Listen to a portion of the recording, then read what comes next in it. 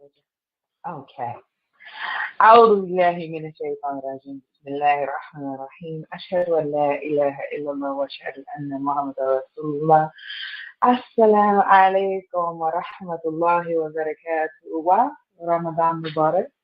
I am so excited. My name is Kamilah Shuaibe. I am from Oakland, California. I am the daughter of Imam Fahim Shuaibe. As most know me, some are being introduced to me for the first time. I am being introduced to me for the first time. How about that? This is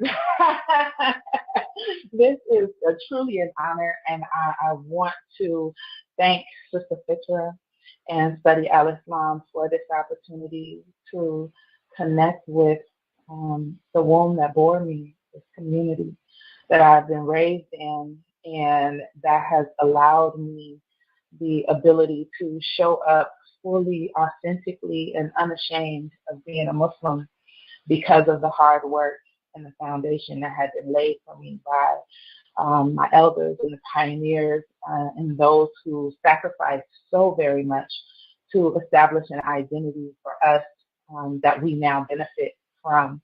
I want to be sure to acknowledge that because I think it is something that does not get said enough, and I want the elders and our pioneers and the teachers and the scholars who sacrifice so much to ensure that we understand how beautiful this way of life is and how tailor-made for who we are as Somalians, as African Americans in this American experience, that it was tailor-made for us to do the work that is necessary for us to find happiness, for us to know joy, for us to know peace. And this space is a testament to that. Just hearing the names, and I got emotional hearing all of the names of individuals chiming in. I am an energy person. I'm here for all energy. So when I realized it was just going to be on the phone and not an interaction via Zoom, I was like, "Ooh, okay, I need energy." So I'm glad I tapped in early, and this is what I needed to begin. I just heard Sister Fisher giggle a little bit. Am I supposed to give you some space first, or do I just kind of go for it? First of all, let me say welcome to Study Al Islam, and I'm not going to take up your time. I'm not going to take up your time. But what I do want you to do is, if you have an earphone, to use your earphone so you can come across a little clearer. We did hear. Okay. I am getting a text that some people are not hearing you clearly, and we want them to hear you.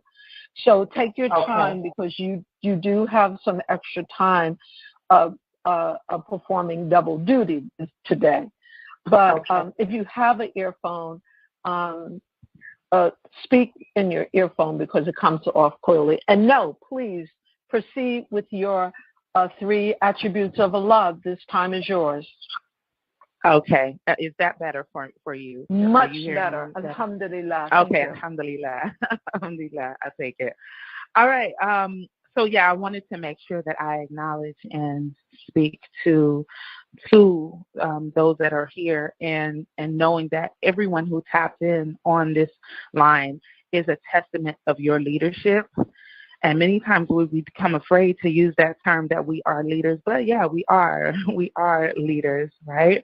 And so this is an energetic exchange amongst leaders, amongst minds, that this information, inshallah, will be of benefit for myself and for those who are listening.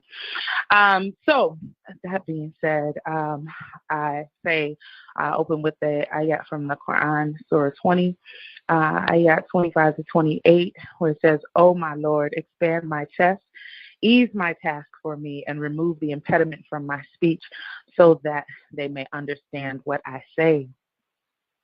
We are here on the early parts of preparing for Ramadan. We're always preparing for Ramadan, I would like to say, year-round up until we get to this month. And I was charged with the task of sharing out my thoughts on the 3 attributes. The 3 attributes that I was given was Al-Mutakabbir, Al-Khaliq, and Al-Bari. So I'm going to, the way that I move and the way that I share out is I move with the inspiration and I come with an outline to move with it. And Al Mutakabir, like this is what's so beautiful about the design and how masterful Allah is. I am an artist at my core.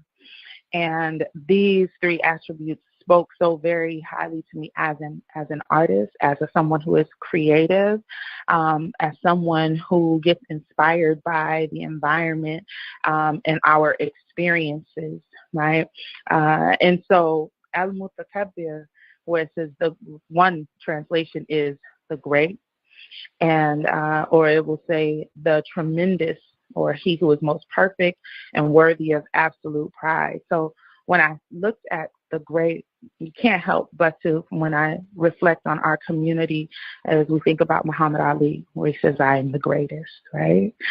And this greatness, like we know that Allah is great, but we have the capacity to be the servant of the great. And in us being the servant of the great, then we have to manifest how we move. So this is how I make this connection. When Allah breathed into us of His Spirit, then this is how we came to be. And in this breath, it did not diminish Allah in any way, but it gave us life. I was watching a show where they were doing a heart transplant, and the doctors can connect every vein and every tube and all of the things, right? But if Allah does not say this life is to continue forward, there's nothing the doctors can do. They can't put no level of electricity or any. It has to be by Allah's permission. And so we have the capacity to execute and move forward with what is asked upon us through these attributes, but we will never, ever, ever, ever, ever be Allah. Like never, right? But Allah, in all of Allah's generosity, gives us the ability to be great. So we use the term, we say, stand in your greatness, right? It's being able to identify that you are a beautiful, beautiful creation, that you are a beautiful human being, that what you do and when you execute education or business or relationship and community, that we pursue and execute it with greatness. So that's Al-Mutakabbir. Al-Khaliq. Al-Khaliq is originally, you hear it mostly used as a creator, right? Creator. And when we create, when Allah creates, it gives it a law and an order to it. If there is structure involved, right? So I like the term structure as well, because when you create something, there's a law attached to it, right? That when Allah creates it, it's done. You don't have to figure out, what comes next. So it's like, it's done. It was done with with kum fayakum, it was done, right? So Allah created the most beautiful, the most perfect laws and structures that are in place and that we are able to benefit from. It is He who organizes and plans and evaluates creation in such an exact way without defect that would lead to total collapse if it wasn't whole and complete within this universe. So that is Al-Khaliq. Al-Bari, the evolution, the evolver, the fashioner, right? He who brings non-existence into existence. That we came from nothing, and from that nothing, it's like my brain, like in real time, as I was exploring the ideal of this attribute, my brain can't even fathom the idea of nothing from, something from nothing, right? On my human level, we think about how we are able to make, a meal out of two items or what have you, that it can become a bountiful meal. But that's still with the knowledge of something that already exists, right? So how that shows up for us, because we are not Al-Bari, we're Abdul Bari, right? We're Abdul Khaliq, we're Abdul Mutakabbir. And that within itself, it speaks to our intuition. It speaks to the ability for someone to look at sand and have the ability to create glass, but it still comes from the origin of the creativity. Now, these attributes, as I start to combine and put those three ideas together, in a Ramadan session from Imam Muhammad, the session was in 2007, he said, we praise Allah in that position, in the highest position of man, the standing position. And when we are standing, he feels the power, he feels his dignity. And when he feels his dignity, he wants to stand erect, straight up, so that within this position, you will get no trouble. And in this standing, we always start with Alhamdulillahi Rabbil Alameen. And that is all praise is due to Allah. And the additional translation the Imam gives us with the systems of knowledge, the Lord of all systems of knowledge. And this system of knowledge is something that when I speak about the attributes and the beauty of what we have access to, that Allah gives us access to find the joy, the happiness in all of those things when we understand who Allah is. So these 99 attributes are an absolute gift, because in us understanding these attributes, we get closer to understanding what we have the potential to do, what we have the potential to achieve, right? So visualize these attributes like a garden, right? I love the idea and the visuals of a garden, this garden. And as we see within this garden, we have resource. It's a resource for all of the things that we need for our life. All of the things that we need for our lives are in that garden. But within that garden, that these attributes are directly connected to an assignment for us.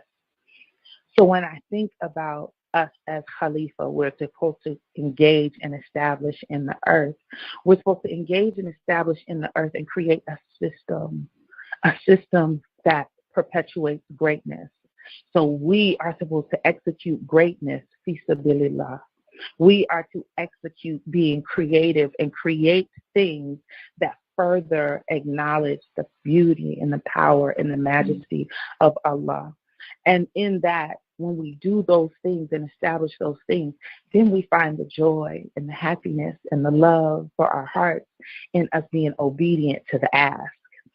So in the Quran, it says, Surah 2, Ayat 30 to 32, it says, behold, thy Lord said to the angels, I will create a Khalifa. Or here in this translation, it says, vicegerent on the earth. They said, wilt thou place therein one who will make mischief therein and shed blood, while we do celebrate thy praises and glorify thy holy name? He said, I know what ye know not. And he taught Adam the names of all things. He placed them before the angels and said, tell me their names if ye are right. They said, glory to thee of knowledge. We have none, save what thou hast taught us. In truth, it is thou who art perfect in knowledge and wisdom. So this system, the Lord of all systems of knowledge, we can only have the knowledge in which Allah has blessed us to have access to. But here's the thing that's beautiful about the generosity of our Lord. We do have access to it, but it is in our obedience and submission to his will that allows us to unlock what those are. So this space of us understanding who Allah is gives us an opportunity to better understand who we are. These attributes are a mirror, are an opportunity for us to see ourselves and how we show up in the world. Many times we'll adopt attributes of things that are not of Allah, and then we do not know how to move with justice. We do not know how to create. We create from a space of arrogance or create from a space of ego. And instead, we have to create from a space of, would Allah be pleased with what I'm creating? And in Allah being pleased, that I be pleased with myself, does it give me joy and happiness? Or am I doing this for the sight of men, for us to be able to be validated by those outside of ourselves? Because though there is a human need for us to want to feel connection and community, but what better community is it to feel than those who execute the ask that Allah has put on our heart by saying, be just, create, establish, create things, something out of nothing, that when you see it, see the potential that I put in that thing that has been created. That when we see a tree, that the time when someone saw a tree, did we think that that would turn into paper, and that from that paper create literature and books, or create art, or create homes, right? At first it was just the tree, but then there was an inspired system that Allah put upon the heart, and they said, okay, well, let me make this something that much greater, right? And creating it for the purpose of executing these beautiful new creations that are better for for all of humanity. That is not just one way of looking at how we live and establish community for ourselves, but it's for all of humanity. So if we look at these attributes and we look at how ourselves, like, oh, how did I connect that earlier today? I was thinking about when you go to on a job, right? That the CEO isn't always there watching everyone, but the CEO created a system. This is how things are going to go. This is how the finances go. This is how marketing goes. This is how they have a system in place, right? And they have been given, the CEO entrusts the employees with the task at hand, because he entrusts the vision that he places upon the employees, upon the team, right? So the team does not deviate from the system, because then it will cause the crumble of the entire corporation and the entire company. So they see the system that's there, and then they may put in some of their own inspired thought that will say, oh, you know what, this is a good idea, but maybe we could expand it this way as far as marketing our business in this way. So when we look at using that model, not in the model in the human form, I always feel like I have to, and I won't apologize for that. I always feel like I have to make sure that when I use certain analogies, there's nothing in me that suggests Allah in the human form, like in no way, shape, or form. I'm seeking to create a concrete vision that is palatable for us to understand the execution of what I am expressing, right? And this part of us knowing ourselves by knowing the attributes will also support us in alleviating the ideal of fear, right? That we no longer need to live with.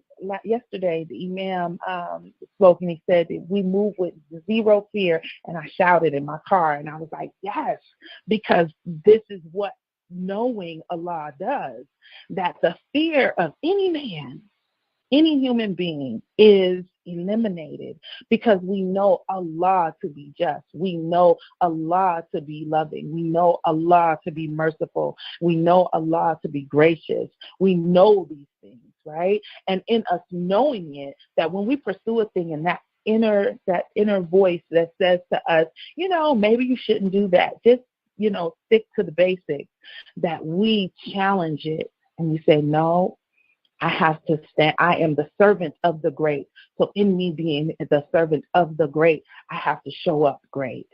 I have to show up strong. I have to show up unwavering in my belief. I have to show up with truth, right?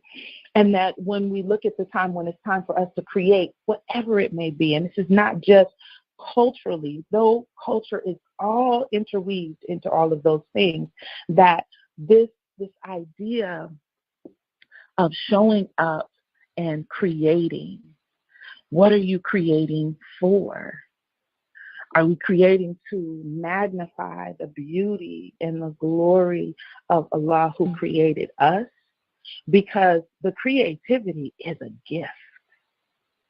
The creativity is a gift. When I think culturally about us, like we created a whole pie from a bean. Like this is a part of our Malawian culture.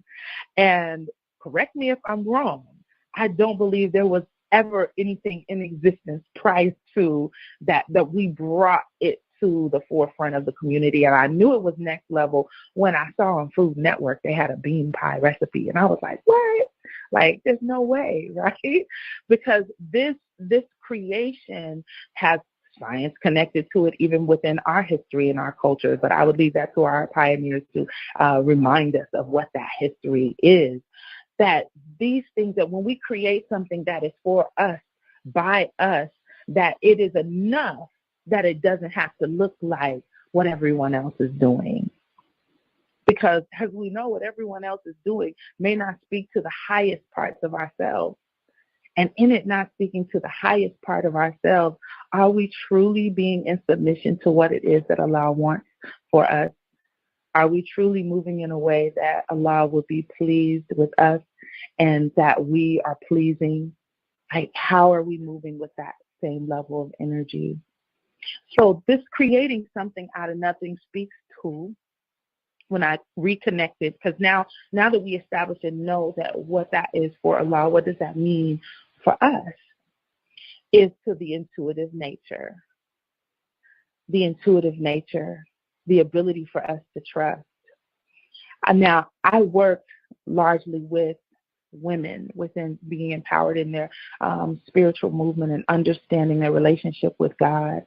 And this part of us really connecting to our intuitive nature, that women, we have a very strong intuitive nature.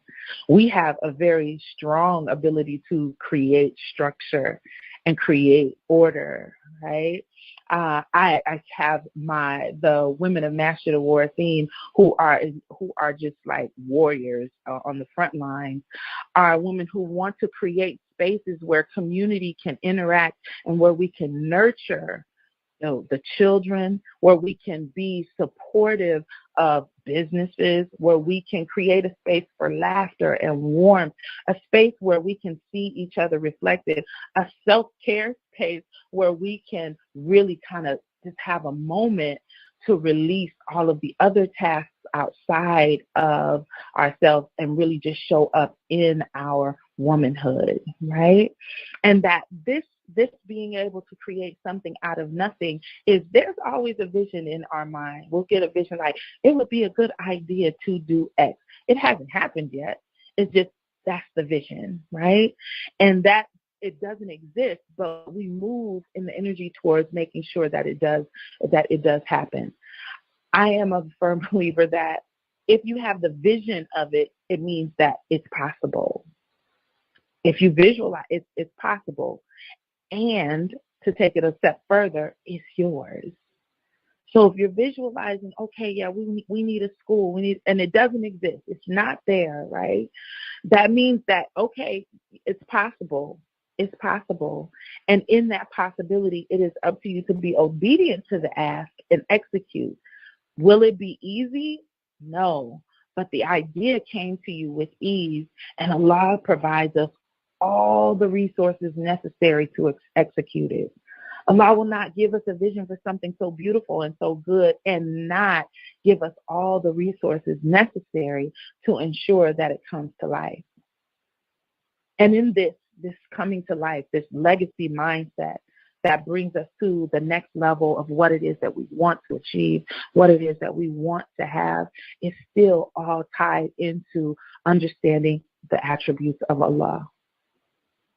When we understand the attributes of Allah, we can remember over and over again just how generous our Lord is, just how generous Allah was when He breathed into us and said, yeah, you have the capacity to do these things, but you are not. But none of those, Allah encompasses all of these attributes. But this is the best way. It's like, okay, I need my servant to understand that this is how you are to move with justice. Be creative. Create something out of nothing. See a thing and see the possibilities and the potential of that thing. Be great in everything that you do. That show up. I created you in excellence, right? So if I created you in excellence, why move with mediocrity? It is our charge to move with greatness.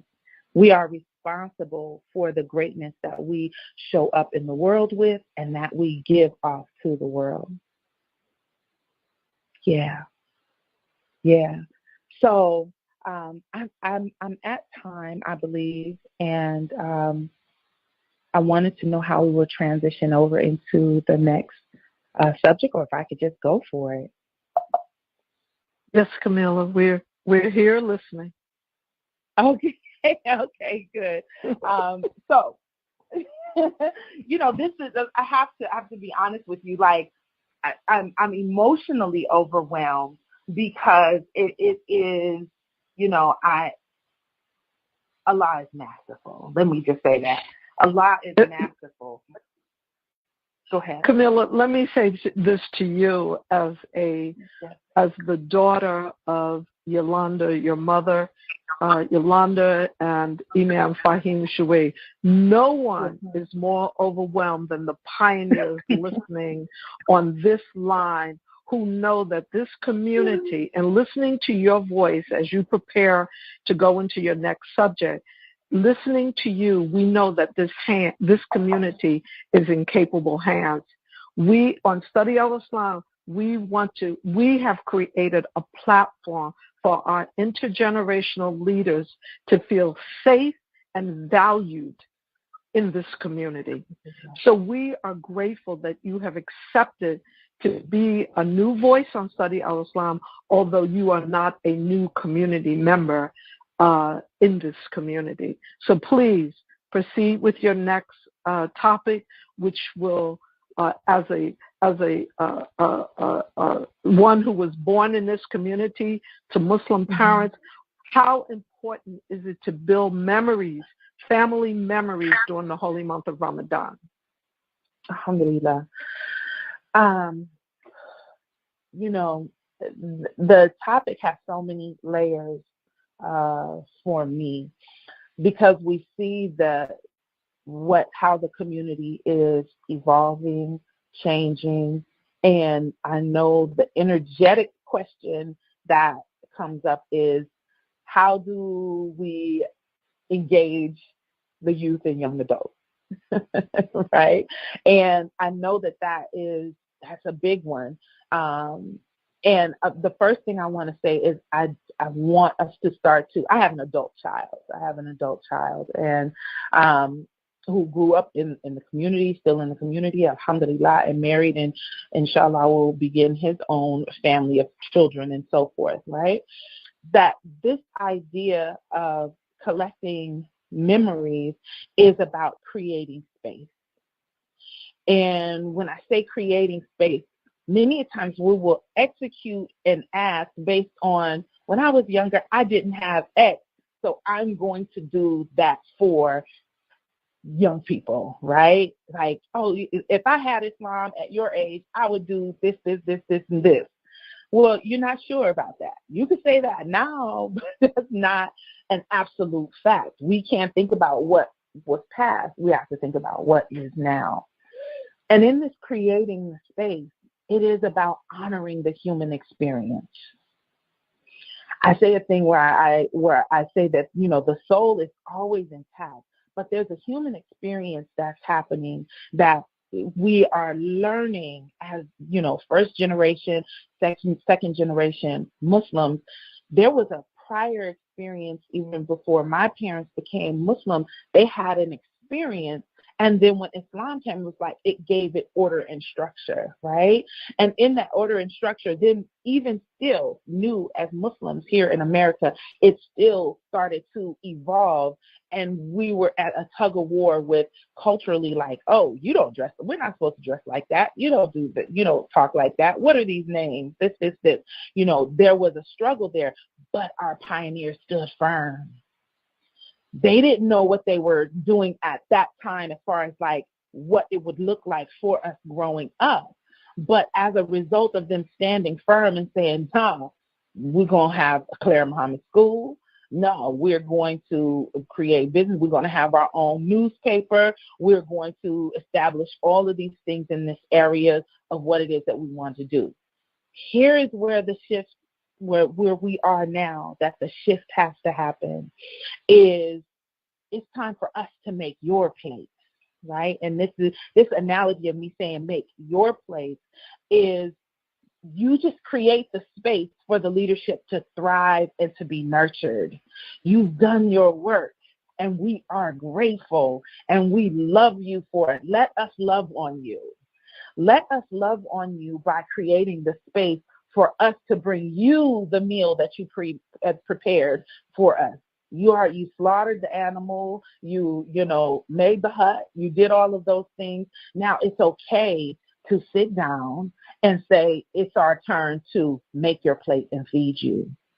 But if we are so stuck on the idea of what we thought was supposed to happen or how it was supposed to happen, we're not honoring the human experience that has to happen to the young person, the individual, that makes them understand this beauty of Al-Islam.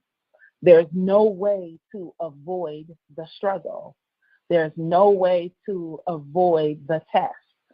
All of our youth will have the test. We say, well, why aren't you always happy? No, there is a way to understand happiness by experiencing the sadness. I'm not saying encourage sadness. No. I mean, I'd be crazy to say that. But there is an experience that will happen, that significant emotional event, that if we have spaces created where there's a healthy healing can go on and not, I can't help but to say, and not judgment, then there's a space where healing can they can come back to the soil that can nurture and grow that seed. Because there is a space, each and every one of us as human beings are able, that will experience that. So when we create these spaces and this opportunity during Ramadan, have we ever really asked our children, what do you want? What are some things that you would want to do and experience? What do you want to be when you grow up, right? Or who are you? Just tell me about yourself. Because there is something about being heard. When I hang out with my niece, I was babysitting yesterday, that sometimes it's not even about me saying anything, but just listen to them tell whatever, go on and on and on about the color purple, or on and on about the color green, go on and on about Elmo. And then when they feel that they've been heard, this is your opportunity to drop a quick seed. Well, have you thought about that? And just leave it. Because it's there, and that's where you nurture it. So these memories are about honoring that they're growing. So when we structure our Eves in the Oakland community, there's a strong focus on the youth. And, sometimes there'll be this few little areas of, well, what about the grown folks? Well, you grown. You can do whatever you want to. Like, you can choose however you want to spend your time and your day. You can get together with your friends and have a dinner party but we're creating memories that will solidify their investment in a community that has to thrive beyond our physical body. Because they'll always remember when they come back, there is a sense memory about the joy and the excitement of the space that was created by the community. So there's a balancing act in the level of what we as adults need to be willing to sacrifice to ensure that these spaces are kept. And as an entrepreneur, I can't help but to mention that it is in business. I can't avoid the conversation of business, finances, economy, that these colleges are thriving from the alumni that reinvested into it.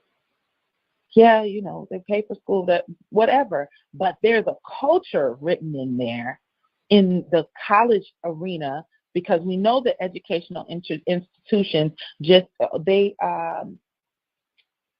preserve the values of those who have created those establishments, right?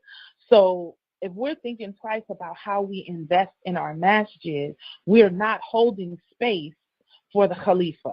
We're not holding space for nurturing the future president, governor, the future millionaire, billionaire, the future whomever, if we don't have a space that honors with excellence us standing in our greatness. Even if it's something that we don't see happening right now, this evolution of who we are. And I'm still connecting it to these attributes. Like, okay, this idea of a college, there's something that's in us. It's like we need an Islamic college, like a college that speaks to the Bilalian nature and what we have grown to be, and how we can create space for them to take on leadership roles on a broad stage for all of humanity. Then it may not happen within your lifetime, but have you established a system that we can nurture beyond this physical body to ensure that it can keep going? And yes, money is very much so involved in that.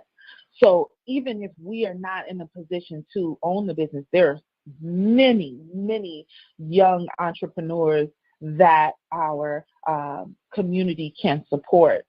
And supporting it doesn't mean, you should do X, Y. That's not support. Because if they were supposed to create their business in that way, then they would. But if you have a community that honors them coming back in, letting us know who they are, seeing them, and then we stand in the beauty and greatness of who we are, then it's like they want to respond to the greatness of the human being. That I remember how good Sister So-and-so spoke to me. Like she was not talking down to me. She didn't see me as less than human. Like she held space for me. That these things we remember, we hang on to. Because when I think about the women in my community and me growing up, we had Evening of Excellence Committee. I do what I do because of the nurturing and the space they held for me as a teenage girl to organize and plan events. And my contribution was put up front, like, oh, you're an artist. Okay, well, do this with the young people and they gave me, the freedom to be able to do that, which further nurtured how I interacted outside of the community as well as inside of the community. So how many spaces are we creating for our youth to show up in that way? How are we financially being able to, nurture their ideas and creating scholarship funds and so forth for them? Because we'll remember that. We think of these, how do we hang on to these memories? It's in the rituals and behaviors and habits that we keep going beyond Ramadan, beyond just Ramadan. I still hear young people within our community talk about Junior Juma, where it was led by another student, and how that nurtured so many parts, just to see themselves, someone of their peer group on the podium, made them strive to be like, yeah, I want to do that too, have the opportunity to be heard and share space.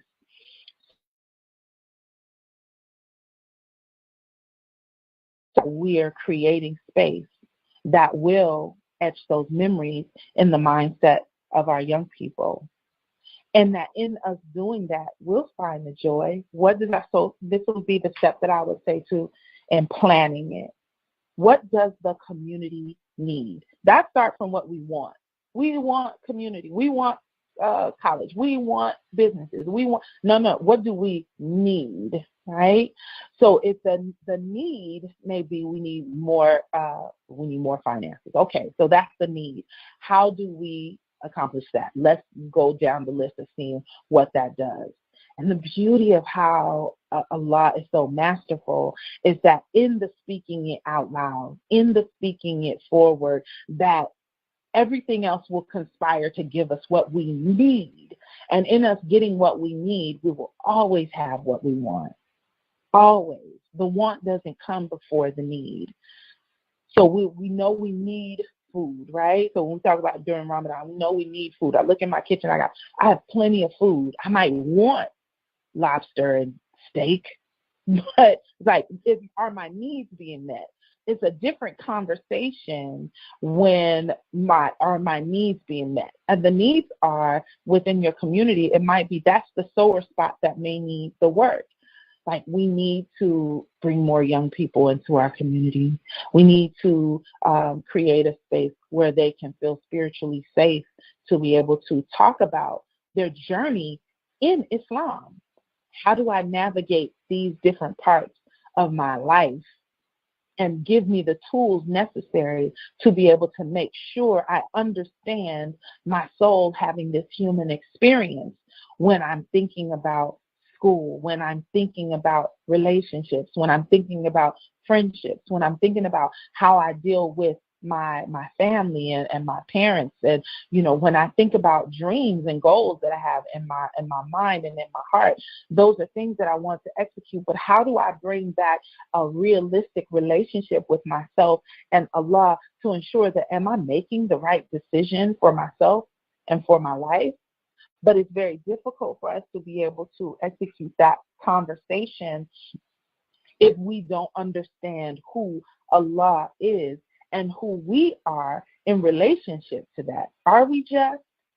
Do we move with mercy? Do we show grace? Are we creative? Do we create things out of nothing? Are we great? How do we feel about ourselves? Because the way we feel about ourselves, it becomes contagious. Like you'll see how people will gravitate to you. You won't have to even carry this big banner and say, I'm Muslim, I'm Muslim, I'm be Muslim. Be one that shows up in that space. And that draws good. Nothing can come from good but good. Like there's no other option there. So in this creating these memories, we have to first establish what are we creating space for? What is it that our young people need? What is it that our community needs, right? Because there's a great deal of individuals in our community who are business owners, but have not been offered a space for the businesses to come back and thrive and be nurtured, or people who have business ideas, but there isn't a space being created that will ensure that their dollar is being recycled throughout the community. Or we have not decided to think bigger and believe that we are worthy of the $1 million idea that will further allow us to nurture and preserve the values of our community and our way of being. So it's really important to establish that kind of space. So have a youth board or conversation. Find another young person within your community that has a good connection with the young people within the community.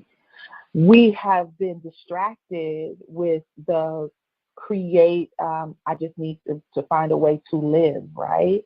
And in that, we're neglecting those parts of our soul and ourselves that will maintain, we can always say, we use the term get the bag. We can always get the bag. But it's our soul and our spirit that can keep it. Money comes and goes. It's changing as we speak. But our soul is constant. Our soul is continuous. And in us being able to create this space that allows the soul to thrive and to be nurtured and to grow constantly, then there's always a safe space that allows that growth to take place. So I would say that would be the starting point for preserving those things, that we honor those who honor us back. I don't know an experience of not being honored by the pioneers and the elders in my community. I don't know that life. I don't know that life of not being supported as a woman in leadership. I don't know that life, but there are others whose experience is contrary to that. I didn't grow up in a space where where the men were oppressive. I grew up in a space where the men greeted with smiles. I grew up in a space where men walked me to my car when I did not feel safe. I grew up in that space. As a woman, that now here's the other, the women in my community are frontliners. So that nurtured a part of me. I always expected to be protected by the men that I came around. That may not have been a reality in the society outward, but it was enough for me to be able to look at the mirror and go, yeah, this doesn't add up. because I grew up in a space where men did this. I grew up in a space where women did that, and I feel safe there. So whatever they're doing, I'm not attracted to that. That doesn't attract me to be like, well, I need to be over there.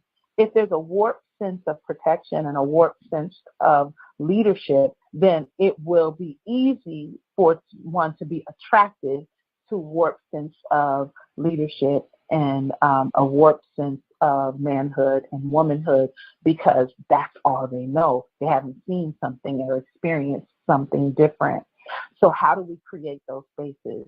We have to create those spaces beyond just the month of Ramadan, but during Ramadan, create the space with intention and intensity, and that those prayers reverberate throughout the year until we are blessed, inshallah, to see another month of Ramadan, another opportunity to pray for the life of our community inward, just between those walls, and then throughout humanity. And we may not see it within our time. I may not see it within my time, but I can rest assured, I can be pleased with myself in knowing that I laid my brick in the same way that those that came before me laid a brick for me to get to a certain point on my path.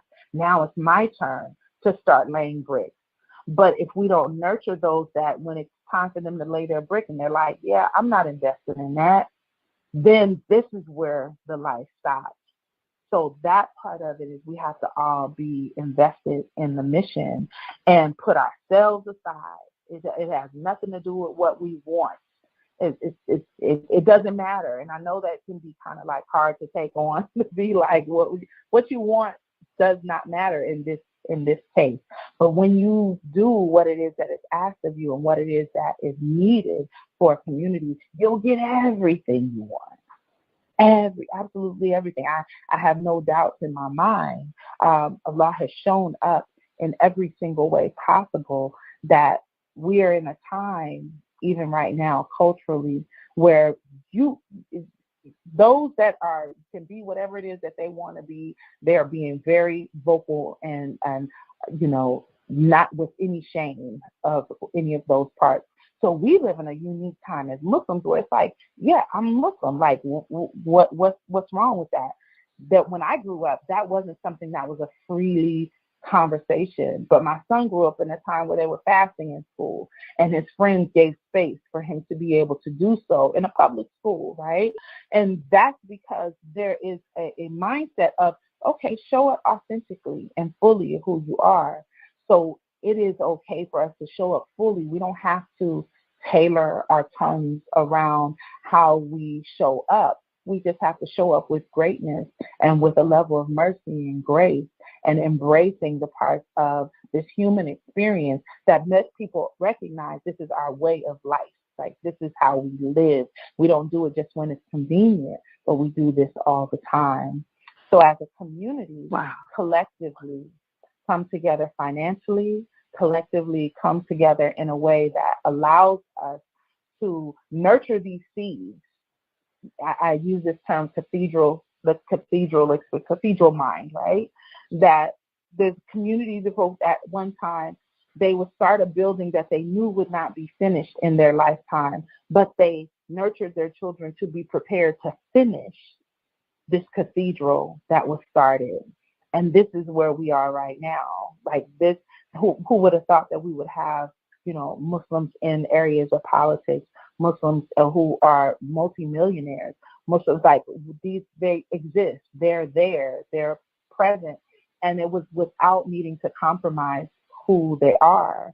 And this is that time that we have to create space to further nurture that, because they will have the ability to nurture those that come after us, inshallah. Wow. I want to say just this one thing, that anything that I said, I'm so grateful, so grateful. Like, I know I'm going to have a good little crying fest after this, but anything that was of use or helpful to anyone on this line, know that it is not of me, it's from Allah alone. Any mistakes or anything that I may have said that was offensive to anyone, that is from me. And I ask of you to make dua for me with sincerity, as if you were praying for yourself, for me to gain understanding, for all of us to gain understanding and grow in this way of life of Alex Mom. I mean, I thank you